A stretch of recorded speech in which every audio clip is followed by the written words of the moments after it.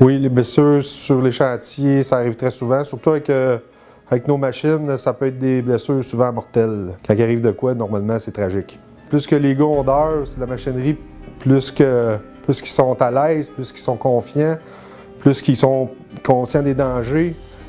Si on met du monde qui n'ont pas vraiment d'expérience, oui, il va y avoir un manque de santé et sécurité, c'est sûr.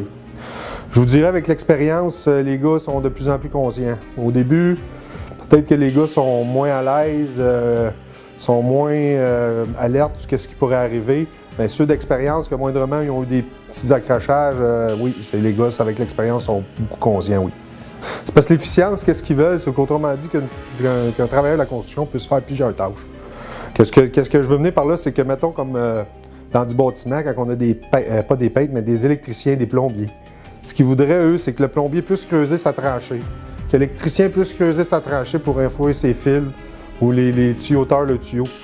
Fait que c'est pour ça qu'eux autres, l'efficience, c'est de tout regrouper ça pour faire qu'un seul travailleur peut tout faire toutes les tâches. Nous autres, on pense que creuser un trou, ben, c'est un métier. Faire une tranchée, c'est un métier. Fait que c'est pour ça qu'on revendique que ça reste à nos opérateurs. Ben, le 791, principalement, s'occupe que des opérateurs.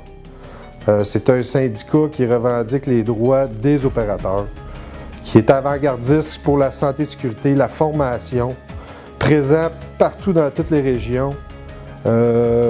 Définitivement, si tu veux être opérateur et avoir une carrière, c'est la première option qu'il faut que tu aies.